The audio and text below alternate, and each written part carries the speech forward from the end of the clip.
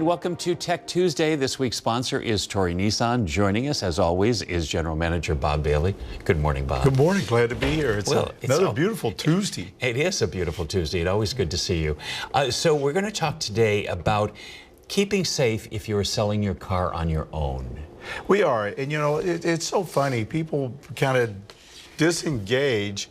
They would never allow somebody, a stranger, to come in their house, show them where their jewels are, show them where their money is Right. or anything. But when they go to sell a car on their own, they'll exactly do that. They'll have the pink slip with them. They'll have the car keys with them. They'll, you know, it's frightening sometimes. Yeah, and so I know you've got a video that we're going to watch, but I would imagine the first thing you want to do is, if you're going to do it in an open place where there's a lot of people around. You do. You want to do it in an open place. And I tell people to go to a place where there are a lot of video cameras, like a grocery store, a Walmart, or something that's got a lot of surveillance on the outside. Police station is perfect. Yeah. Or a bank. All right, good idea. You know? Let's take a look. Okay, and another question I got this week was, hey, I want to sell my car myself, but how do I do it safely? Use some precaution. When somebody calls on the car, don't have them come to your house to see the car. Have them meet you at a well-lit place that you know's got security cameras on it. When you go to meet this person, don't take the title with you. Two things are going to happen. Where they're going to steal the car would be right there at that moment where they've got the car, the title in you. If they decide you want to make the deal, have that customer, have that person meet you at the bank. And the reason you want to do that is because when you transfer the title to the person you're selling your car to, and they're giving you the cash, the other place that you got exposure is when you, after the transaction, you've got that cash in your pocket. Well, if you do it in the bank, they don't know if you deposited the money. They don't know what happened to the money. They know that when you walk out of the bank, A, it's got video cameras, and you probably deposited the money, so there's nothing to be stolen. So be careful. If you're going to sell your car yourself, a little basic common sense. Some really good, sound advice, and I know a lot of people don't want to be on TV, but in this case, if you are going to be meeting somebody, you want to make sure those cameras are around. It's a good time, and you know, selling a car yourself is a wonderful experience. You can get some more money than you might have anticipated before, depending on the car, but you want to be safe about it.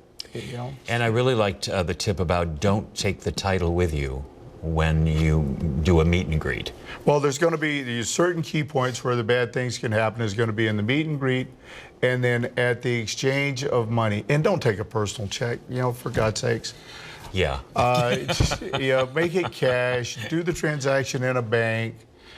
And try to protect yourself. Use a little common sense. Yeah, but it's, you know, we all are looking for convenience, and so it's like, well, do I really want to drive to the bank? Why can't I just meet them at my house? But no, go out of your way to be safe. Yeah, you do. And, you know, if it's too good to be true, it probably is. If they're in a hurry to do the transaction, they don't want to look at the car, that's a problem. There's a lot of telltale signs to where you want to say, whoa, whoa, whoa, I need to pump the brakes on this deal. But likewise, just in reverse, too, if you are the person who is looking to buy, you know, you want to make sure that the car is legit for them to sell it to you. Well, you do. You want to make sure that they've got the title. You want to run a Carfax on it. I met a guy the other day that had bought a car a couple of months ago, and not only had it been in an accident, it was a frame damaged car, and he never knew about it, and he's wondering why he's got electrical problems. Okay, and you got to do your due diligence. Yeah. You know, I think we want to be trusting, but as time goes on, sometimes you just want to take the extra step to make sure that what somebody's telling you is true. Yeah, just protect yourself. Try to use some common sense. Yeah. That's all you can do. So that was an Ask Bob question. If you have a question that you would like Bob to answer on any topic in the world, preferably cars, just try to ask Bob. Anything. He's now our resident genius. Bob, as always, thank you. Glad to be here. All right. Thank you. We're back after this.